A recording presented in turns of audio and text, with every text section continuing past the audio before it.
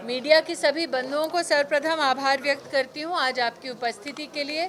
जैसा कि हमारे अध्यक्ष संजीव जी ने कहा, आज नरेंद्र मोदी जी के नेतृत्व में 12 वर्ष अपने पूरा करने के लिए भारतीय जनता पार्टी ने एनडीए की सरकार के बेमिसाल 12 सालों पर परिचर्चा के लिए मैं यहाँ उपस्थित हुई हूँ। जितने यहाँ पर नागरिक उपस्थित हुए उनको आभार वंदन किया कि उनके सहयोग, उनके समर्थन, उनकी वोट की वजह से आज देश भर में हम अमूलचूल परिवर्तन लाने में समर्थ रहे हैं।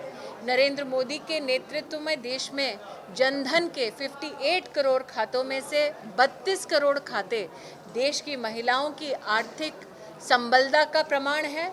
आज इस बात की हम खुशी व्यक्त करते हैं, खुशी जाहिर करते हैं कि 12 सालों की इस यात्रा में नरेंद्र मोदी जी की सरकार के अंतर्गत देश में 4 करोड़ गरीब परिवारों को घर बनकर मिले, 12 करोड़ गरीब परिवारों को देश में अलग से शौचालय की व्यवस्था करके दे पाई हमारी सरकार। 16 करोड़ ऐसे परिवार हैं जिनके पास स्वच्छ जल की व्यवस्था दी गई। 11 करोड़ किसान हैं जिनके बैंक के खाते में 4 लाख करोड़ रुपया भारत की तिजोरी से किसान सम्मान निधि के अंतर्गत गया। 60 करोड़ आयुष्मान भारत योजना के अंतर्गत हेल्थ कार्ड्स देश भर में वितरित हुए। करीबन 27,000 से ज़्यादा हॉस्पिटल्स में देश के 10 करोड़ से ज़्यादा परिवारों के लिए ये जो स्वास्थ्य की व्यवस्था है वो विश्व की सबसे बड़ी प्रशासनिक व्यवस्था मानी जाती है। साथ ही देश में इन 12 सालों में न सिर्फ मेट्रो का एक व्यापक रूप हम 5 से 25 शहरों में देख पाए हैं, साथ ही 160 से ज़्यादा वंदे भारत ट्रेनों को चलते भारत के नागरिकों ने देखा। एक तरफ 4 लाख किलोमीटर सड़कें जो गांव को शहर से जोड़ती हुई हमने देखी, दूसरी ओर किसानों को इस बात को जानकर खुशी होगी कि 109 लाख हेक्टेयर ज़मीन को, एग्रीकल्चरल लैंड को माइक्रो इरिगेशन से जोड़ने का सफल प्रयास नरेंद्र मोदी सरकार के अंतर्गत हुआ। एक तरफ धारा 370 का हटना, दूसरी ओर 2 लाख करोड़ से ज़्यादा का व्यय डिफेंस सेक्टर को और भी सामर्थ्यवान बनाने का काम नरेंद्र मोदी सरकार ने इन 12 सालों में किया। आज प्रधानमंत्री मोदी हमारे देश के लॉन्गेस्ट सर्विंग प्राइम मिनिस्टर बने हैं, जिसके लिए भारतीय जनता पार्टी न सिर्फ उनका अभिनंदन करती है बट जनता जनार्दन का भी सतत समर्थन देने के लिए आभार व्यक्त करती है।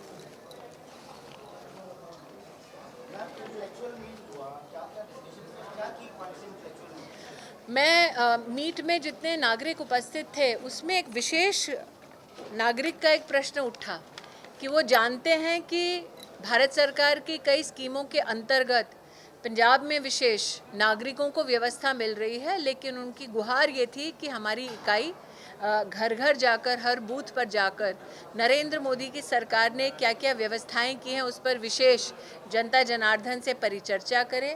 आप जानते हैं कोविड से लेकर अब तक मुफ्त अनाज की व्यवस्था देश में 80 करोड़ नागरिकों तक भारत सरकार ने नरेंद्र मोदी के आदेश अनुसार पहुंचाई है।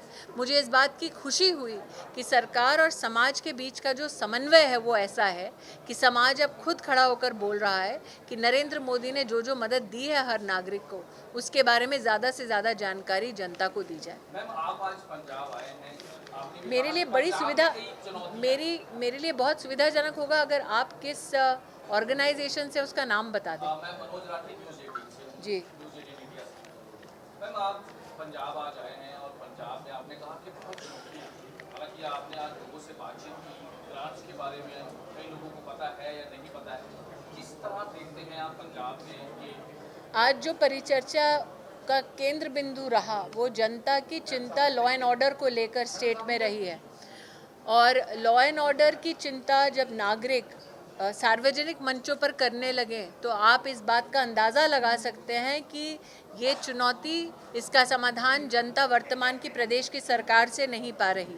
एक महिला एडवोकेट ने आज विषय उठाया कि किस प्रकार से साइबर क्राइम और सोशल मीडिया के माध्यम से वो खुद साक्षात इसका प्रमाण देख रही हैं कि परिवारों में किस प्रकार से एक दबाव, एक चुनौती का वातावरण है।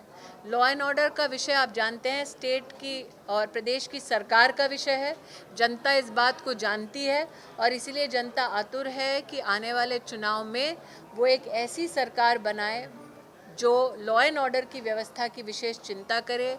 ऐसी सरकार भारतीय जनता पार्टी की होगी, ये विश्वास जनता आज इस कार्यक्रम में हमारे सम्मुख प्रस्तुत कर रही थी।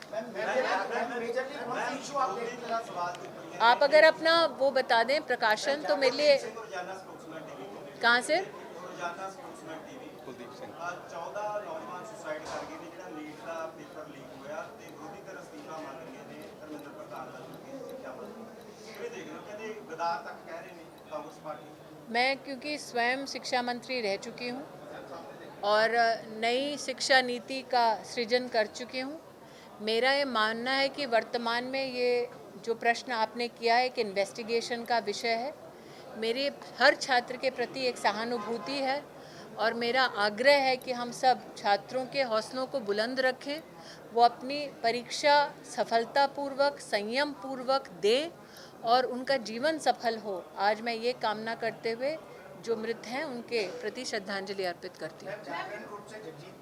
हाँ जी, बंगाल के इलेक्शन भी आपने बड़े नजदीकी देखे, हाँ जी, आने वाले दिन में पंजाब में भी। जी। कैसे देखते हैं एंड किसी के साथ जुड़ा हुआ चंडीगढ़ में आपके प्रधान है ममता, उन्होंने पंजाबी को यानी लड़ी फूल कहा है, आप उस चीज को कैसे देखते हैं? आप जो मैं दोबारा I haven't heard the statement, hence I cannot comment on your comment till I hear a statement myself. As the daughter of a Punjabi myself, हाँ, अभी तो नाम ईरानी है, शादी से पहले मल्होत्रा था, वो तो शायद आपको पता होगा। I am of the belief कि हमारे प्रदेश में और देश में पंजाबियों के योगदान, पंजाबियों के शौर्य और पंजाबियों की देशभक्ति और समाज सृजन की क्षमता के ऊपर कभी संदेह हो नहीं सकता। इसलिए नहीं क्योंकि मैं उस कौम से हूँ, बल्कि इसलिए क्योंकि देश के हर बच्चे ने पंजाब के योगदान को स्वीकारा है। और जहाँ तक आने वाले चुनाव का विषय है, मुझे लगता है भारतीय जनता पार्टी के कार्यकर्ताओं के पास नरेंद्र मोदी जी के करकमलों द्वारा किए गए विकास के इतने काम हैं, ये वो काम है जो राष्ट्र के इतिहास में कभी नहीं हुए। धारा 370 का हटना ये तो एक लेजिस्लेटिव, एडमिनिस्ट्रेटिव और हिस्टोरिकल पॉलिटिकल डिसीजन था, लेकिन 12 करोड़ टॉयलेट्स का बनना, 58 करोड़ खातों का खुलना, 60 करोड़ मुद्रा लोन्स का दिया जाना, या डिफेंस सेक्टर के साथ साथ कृषि के सेक्टर में भी एग्री इंफ्रास्ट्रक्चर फंड का सृजन होना, या $700 बिलियन का फॉरेक्स रिजर्व होना, ये सारे काम अपने आप में इस बात का प्रमाण देते हैं कि जब जब देश की जनता ने विकास के मुद्दे पर वोट दिया है और भारतीय जनता पार्टी को विकास के मुद्दे पर वोट मिला है, तब तब भारतीय जनता पार्टी ने अपना योगदान देके जनता का जो विश्वास है उस पर खरा उतरने की पूरी कोशिश की। आपका प्रकार फ्रॉम? हाँ जी।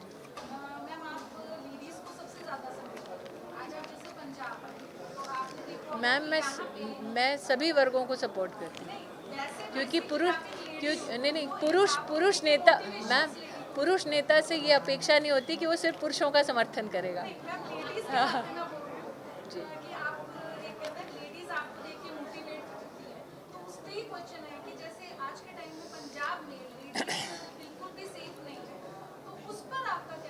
जैसे कि मैंने कहा, लॉ एंड ऑर्डर का विषय प्रदेश की सरकार का विषय होता है, लेकिन जहाँ तक महिलाओं और उनके सामर्थ्य का विषय है, भारतीय जनता पार्टी के एक महिला कार्यकर्ता होने के नाते मुझे इस बात का गर्व है कि जब प्रधानमंत्री मोदी ने पहला सेशन किया पार्लियामेंट की नई बिल्डिंग में, तो पहला प्रस्ताव जो लेजिस्लेशन का आया वो था 33% reservation for women in the Indian parliament.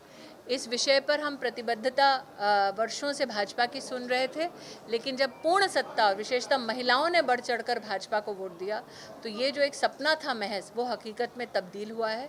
हम जैसी महिला कार्यकर्ताओं की ये इच्छा है, हमारा ये सपना है कि 33% आरक्षण देश भर में लागू होने से हर राजनीतिक दल में महिलाओं को एक नया सम्मान, एक नया स्थान मिलेगा, और देश की सिर्फ माताएं बहनें नहीं, बल्कि वो पुरुष जो इक्वालिटी में मानते हैं, वो इन बहनों को अपना समर्थन देंगे। तो मैं आशान्वित हूँ कि आने वाले समय में नरेंद्र मोदी के नेतृत्व में मैं 33% रिजर्वेशन को लागू होते देख देश की संसद में महिलाओं की भागीदारी को बढ़ते देखूँगी। हाँ जी।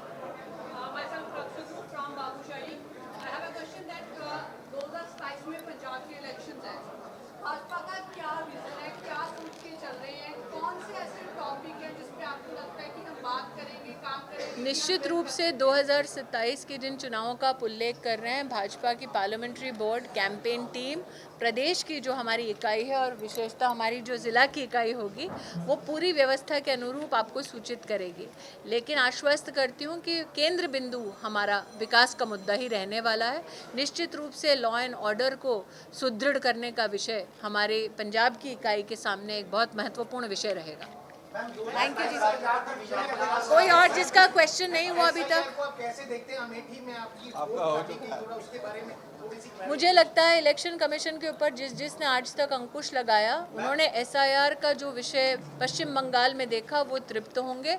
मैं पुनः कहती हूँ कि पश्चिम बंगाल का जो हमने परिणाम देखा है वो ना सिर्फ इलेक्शन कमीशन की दृढ़ता, ना सिर्फ भारत की सुप्रीम कोर्ट की मैजेस्टी, बल्कि साथ ही हमारी पैरामिलिट्री फोर्सेस ने जो योगदान दिया कि एक फ्री, फेयर और ट्रांसपेरेंट इलेक्शन कैसे होता है, वो उसका प्रमाण देने के लिए इलेक्शन कमीशन, देश की सुप्रीम कोर्ट, देश के पैरामिलिट्री फोर्सेस को एक नागरिक होने के नाते मैं अपना आभार व्यक्त करती हूँ। थैंक यू जी।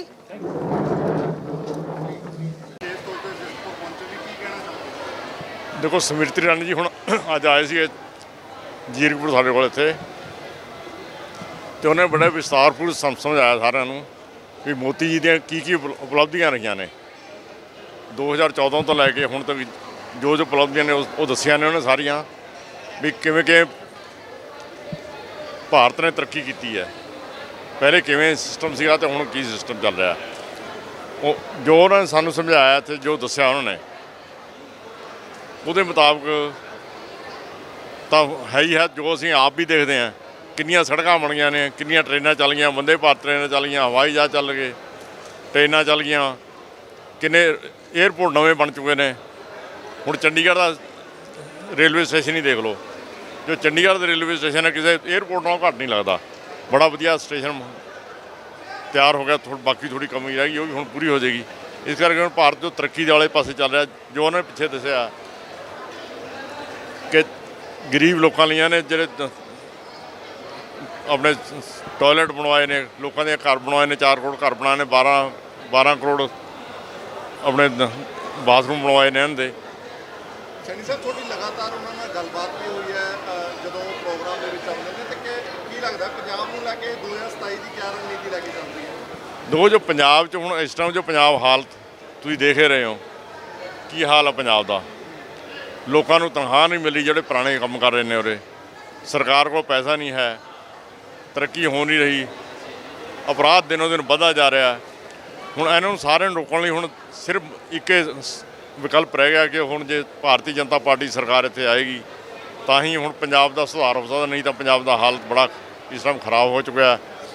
ਹੁਣ ਆਉਣ ਵਾਲੇ ਸਮੇਂ 'ਚ ਜੋ ਹੁਣ ਲੱਗ ਰਿਹਾ ਭਾਰਤੀ ਜਨਤਾ ਪਾਰਟੀ ਨਾਲ ਬਹੁਤ ਲੋਕ ਜੁੜਦੇ ਜਾ ਰਹੇ ਨੇ, ਕਿਉਂਕਿ ਉਹਨਾਂ ਨੂੰ ਪਤਾ ਵੀ ਜਦ ਤੱਕ ਡਬਲ ਇੰਜਨ ਦੀ ਸਰਕਾਰ ਨਹੀਂ ਆਉਂਦੀ ਇੱਥੇ, ਜਦ ਤੱਕ ਪੰਜਾਬ ਤਰੱਕੀ ਵਾਲੇ ਪਾਸੇ ਜਾ ਹੀ ਨਹੀਂ ਸਕਦਾ। ਹੁਣ ਦੇਖ ਲਓ ਸਾਡੇ ਨਾਲ ਹਰਿਆਣਾ ਹੈਗਾ, ਹਰਿਆਣੇ 'ਚ ਇਸ ਟਾਈਮ ਕਿੰਨੀ ਤਰੱਕੀ ਹੈ, ਸੜਕਾਂ ਦਾ ਬੜਾ ਵਧੀਆ ਕੰਮ ਹੋ ਗਿਆ ਉੱਥੇ, ਲੋਕਾਂ ਨੂੰ ਜ਼ਿਮੀਂਦਾਰਾਂ ਨੂੰ ਬੜੀਆਂ ਸਹੂਲਤਾਂ ਹੈਗੀਆਂ ਨੇ, ਜਿਹੜੇ ਗਰੀਬ ਲੋਕ ਨੇ ਆਯੁਸ਼ਮਾਨ ਕਾਰਡ ਦੀ ਉਹਨਾਂ ਨੂੰ ਸਾਰਿਆਂ ਨੂੰ ਸਹੂਲਤ ਹੈਗੀ ਹੈ। ਸੈਣੀ ਸਾਹਿਬ, ਇਸ ਤਰ੍ਹਾਂ ਸਮ੍ਰਿਤੀ ਇਰਾਨੀ ਆਏ ਨੇ, ਕੀ ਇਹ ਕਹਿ ਸਕਦੇ ਹਾਂ ਕਿ ਬੀਜੇਪੀ ਨੇ ਇੱਕ ਪੰਜਾਬ ਦੇ ਵਿੱਚ ਚੋਣ ਬਿਗਲ ਵਜਾ ਦਿੱਤਾ ਹੈ ਤੇ ਇੱਕ ਸ਼ੁਰੂਆਤ ਕਰ ਦਿੱਤੀ ਹੈ ਕਿ ਉਹਨਾਂ ਦਾ ਇਹ ਪਹਿਲੀ ਫੇਰੀ ਇਸ ਗੱਲ ਦੀ ਸਬੂਤ ਜਾਂ ਗਵਾਹ ਕਹਿ ਸਕਦੇ ਹਾਂ ਆਪਾਂ? ਦੇਖੋ ਪੰਜਾਬ 'ਚ ਹੁਣ ਤਕਰੀਬਨ ਇਲੈਕਸ਼ਨ ਵਾਸਤੇ ਸਿਰਫ 4 ਮਹੀਨੇ ਬਾਕੀ ਰਹਿ ਗਏ ਨੇ, ਉਹ ਤੋਂ ਬਾਅਦ ਚੋਣ ਜ਼ਾਬਤਾ ਲੱਗ ਜਾਣਾ, ਹੋ ਸਕਦਾ ਪਹਿਲੇ ਵੀ ਇਲੈਕਸ਼ਨ ਹੋ ਜਾਏ। ਕਿਉਂਕਿ ਹੁਣ ਤੁਸੀਂ ਦੇਖਿਆ ਹੀ ਹੈ ਜਿਹੜਾ ਇਹਨਾਂ ਨੇ ਟੀਵੀ 'ਤੇ ਤੁਸੀਂ ਰੋਜ਼ 3-4 ਦਿਨ ਤੋਂ ਦੇਖਦੇ ਆ ਰਹੇ ਆ, ਜੋ ਭਗਵੰਤ ਮਾਨ ਜੀ ਨੇ ਇਹਨਾਂ ਦੇ ਵੀਡੀਓ ਵਗੈਰਾ ਵਾਇਰਲ ਹੋਈਆਂ ਨੇ, ਇਹ ਤਾਂ ਕਹੀ ਜਾਂਦੇ ਝੂਠ ਹੈ, ਪਰ ਉਹ ਸਾਬਤ ਹੋ ਚੁੱਕਿਆ ਕਿ ਉਹ ਸੱਚ ਹੈ। ਇਹ ਬੜੇ ਜੋ ਜੇ ਸੱਚੀ ਗੱਲ ਆ ਤਾਂ ਬੜੀ ਗਲਤ ਗੱਲ ਹੈ, ਨਹੀਂ ਹੋਣੀ ਚਾਹੀਦੀ। ਪਰ ਉਹ ਤਾਂ ਅਕਾਲ ਤਖਤ ਸਾਹਿਬ ਨੂੰ ਵੀ ਚੁਣੌਤੀ ਦੇ ਰਹੇ ਨੇ। ਚੁਣੌਤੀ ਅਕਾਲ ਤਖਤ ਸਾਹਿਬ ਨੂੰ ਕੋਈ ਦੁਨੀਆ 'ਚ ਦੇ ਹੀ ਨਹੀਂ ਸਕਦਾ, ਉਹ ਕੌਣ ਹੁੰਦੇ ਚੁਣੌਤੀ ਦੇਣ ਵਾਲੇ? ਅਕਾਲ ਤਖਤ ਸਾਹਿਬ ਨੇ ਜੋ ਕਿਹਾ ਉਹ ਬਿਲਕੁਲ ਸੱਚ ਹੈ। ਪਰ ਕਿਤੇ ਨਾ ਕਿਤੇ ਉਹਨਾਂ ਦੀ ਇਹ ਚੀਜ਼ ਇਫੈਕਟ ਕਰ ਸਕਦੀ ਹੈ, ਮੰਨਦੇ ਹੋ ਇਹ ਗੱਲ? ਬਿਲਕੁਲ ਇਫੈਕਟਿਵ ਤਾਂ ਹੈ ਹੀ ਇਹਦਾ ਸਾਰਾ।